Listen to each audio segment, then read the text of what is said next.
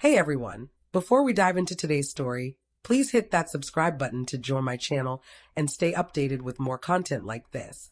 As the afternoon sun poured through my kitchen window, its warm, golden glow danced across the crystal glasses neatly arranged on the countertop. The dining table, usually untouched, was adorned with crisp white linen and a vibrant arrangement of lilies and roses I treated myself to from the downtown florist. Their delicate fragrance drifted through the room, understated yet inviting, a small touch I hoped my mother might appreciate. In the corner, catering boxes sat ready to be opened. Planning the menu had consumed weeks of my time, each dish carefully selected for someone special. Mom's favorite chicken parmesan, lasagna for Dad, grilled salmon for Haley, and a hearty steak for Colin. I'd even splurged on a decadent 3-layer chocolate cake that cost more than my usual weekly grocery haul. I moved through the house, nudging chairs into place, tweaking picture frames, and wiping down already pristine counters. My modest but orderly home felt almost elegant today. It needed to. We hadn't gathered as a family in months, and I wanted this evening to remind us all, myself included, that we were still connected. The guest list was intimate, just us, no friends or coworkers. I've never been one for large gatherings, and my family always seemed to get that a quiet, private night meant less chaos and more room for meaningful conversation. Or so I reassured myself in the stillness.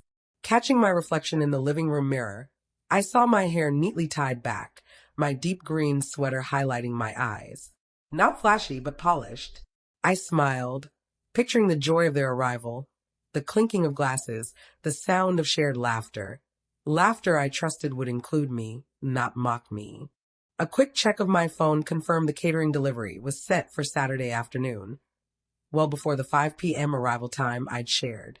I imagined us gathered around the table, plates piled high, wine glasses glinting, my parents recounting childhood stories, my siblings poking fun in that gentle, familial way. But a faint unease stirred in my chest, unexplainable, and I pushed it away to focus on perfecting the silverware arrangement. Deep down, I held on to the belief that if everything looked flawless, maybe the rest would fall into place too. It was nearly midnight when I finally sank onto the couch, a cooling mug of tea cradled in my hands. The house was silent, the table still set, the floral scent lingering. I opened my laptop to glance at a few work emails before bed, nothing more. Then I saw it.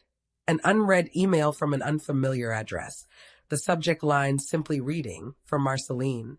I nearly deleted it, assuming spam, but the deliberate use of my name gave me pause. My fingers hesitated, then clicked. The email was brief, just 2 lines.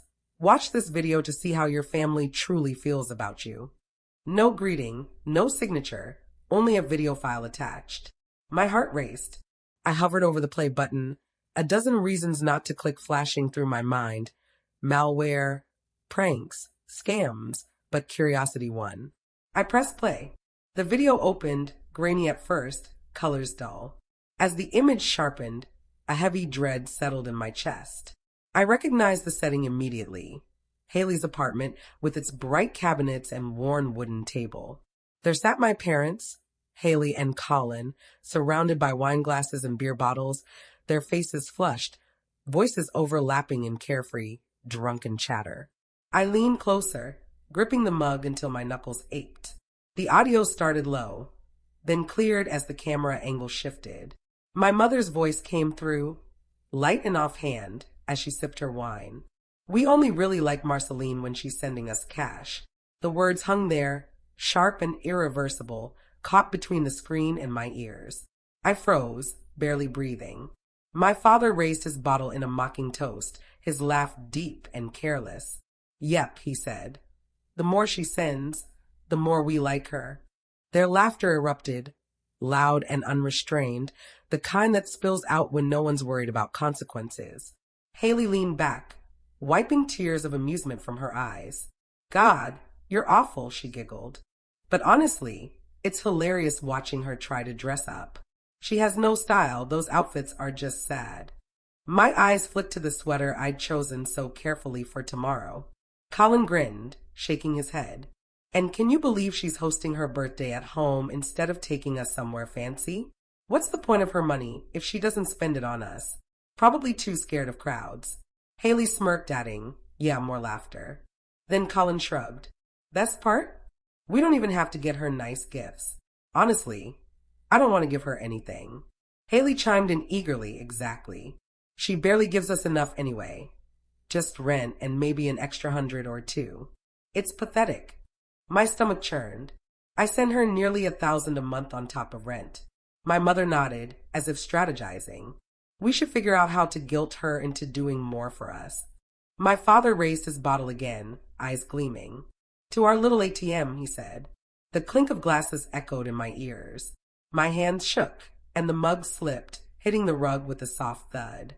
I sat there, staring at the black screen, my reflection staring back. The word ATM bounced in my mind, the pain in my chest sharp and raw. Not the familiar ache I'd grown used to, but a fierce, burning anger. I thought of the diner shifts I worked as a teen while my friends went to games, the scholarships I clawed for so my parents wouldn't pay a dime, the freelance gigs I took instead of partying, every rent payment, every emergency transfer, every time I denied myself something because they needed more. And for what?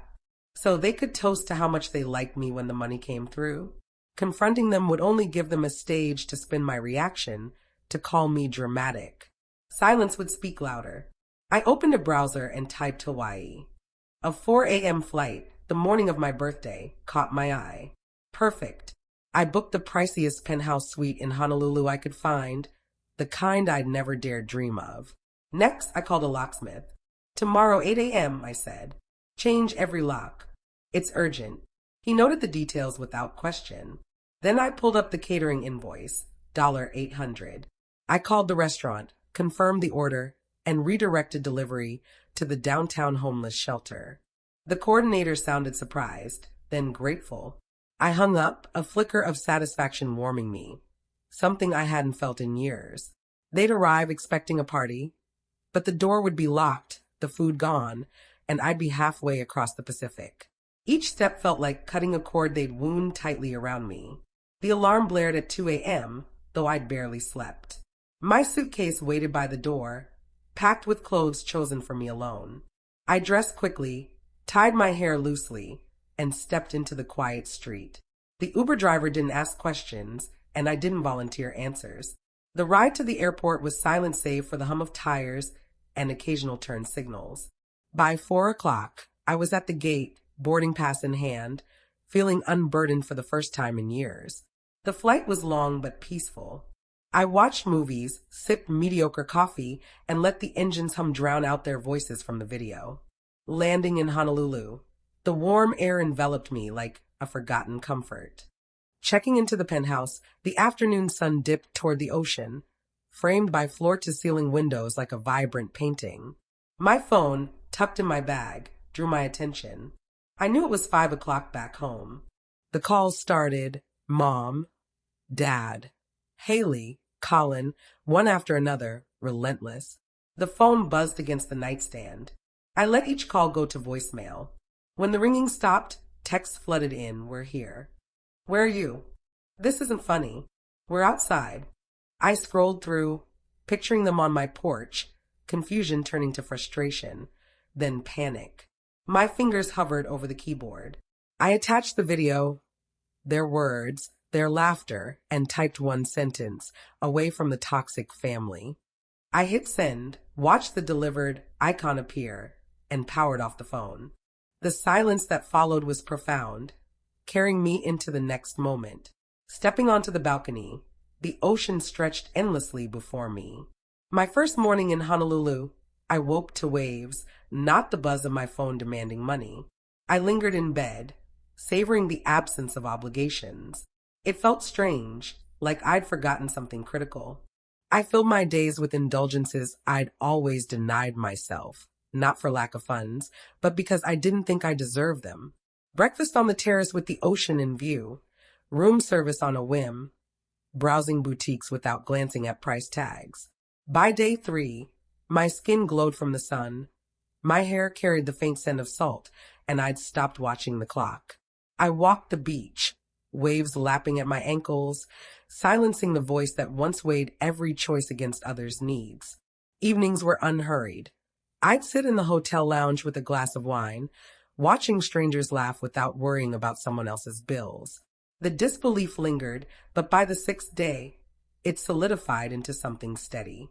The guilt that had hummed beneath my skin for years was gone, replaced by a calm I wasn't ready to name but wanted to hold on to. When I finally turned my phone back on, it was to see who could still reach me. That's when I saw her message. Back home, still unpacking, a text came from an unknown number. "Hi, Marceline. It's Elena. Can we meet, just us? It's important." I'd always liked Elena, Colin's girlfriend, though we weren't close. Something in her tone made me agree. We met the next afternoon at a quiet downtown cafe. She arrived nervous, scanning the room before sitting across from me. "Thank you for coming," she said softly. I nodded, waiting. Her hands gripped her coffee cup. "I sent you that video." I stared, stunned. She nodded. That night at Haley's, I stepped out to the bathroom. When I came back, they were laughing about you, calling you an ATM, mocking your clothes. I recorded it because I knew you wouldn't believe it otherwise. The memory of the footage tightened my chest. "Why anonymously?" I asked. I didn't want Colin to know. But after you cut them off, I saw him for who he is. He didn't care about losing you, just that his rent stopped. She paused. "So I broke up with him." Gratitude surged through me. "You didn't have to tell me, but I'm glad you did." She leaned closer. "There's more. They're angry, Marceline. I've heard them planning to shame you online, twist the story to make you look selfish, hoping you'll come back to defend yourself." The air grew heavy. "Thank you for the warning," I said, voice steady. "I'll be ready." For the first time, I felt I truly was. Elena's warning proved true within days. I spotted them outside my office, my parents lingering near the entrance, pretending to check their phones. When I passed without a word, my mother called out, her voice quivering just enough to seem pitiful. "Marceline, please, 5 minutes." I kept walking.